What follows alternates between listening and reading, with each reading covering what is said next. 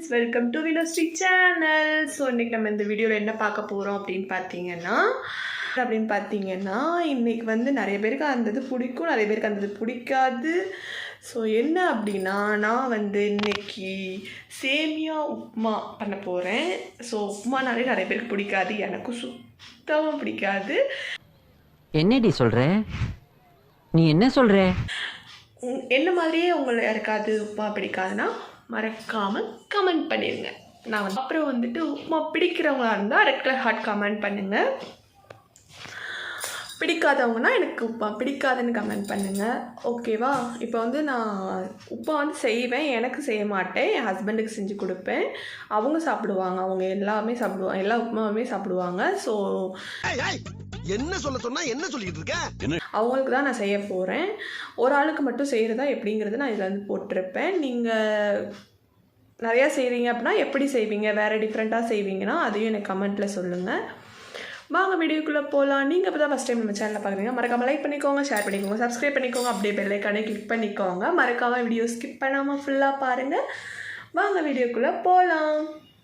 First சேமியா உப்புமா செய்கிறதுக்கு 3 ingredient தான் எடுக்கணும்.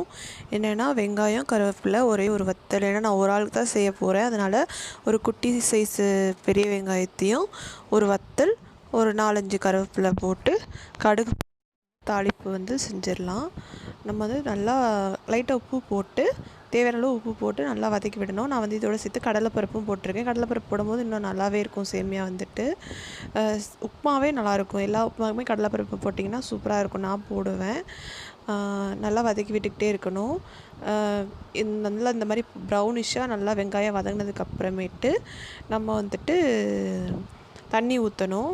நான் வந்து ஒரு ஆளுக்கு செய்கிறதுனால ஒரு பெரிய சைஸ் டம்ளரில் 1/2 டம்ளர் தண்ணி சேர்த்துருக்கேன்.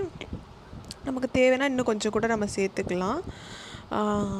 அதுக்கப்புறம் வந்து நான் வந்து சேமியா இந்த பக்கம் வந்து வாஷ் பண்ணி வச்சுருக்கேன். ஏன்னா ஒரு தடவை ஃபஸ்ட்டு வந்து வாஷ் பண்ணாமல் நம்ம செஞ்சுட்டோன்னா உள்ளக்க வண்டு இருந்தாலும் தூசி இருந்தாலும் தெரியாது. லைட்டாக வாஷ் பண்ணி ஒரு பேஷனில் வந்து நம்ம எடுத்து வச்சுக்கிட்டோன்னா நல்லா நீட்டாக இருக்கும். ஸோ நம்ம லைட்டாக வாஷ் பண்ணி வச்சுருக்கேன். அதை வந்து தண்ணி நல்லா கொதிச்சதுக்கப்புறமேட்டு நம்ம அதோடு சேர்த்து போட்டு நல்லா கிளறி விட்டுறணும்.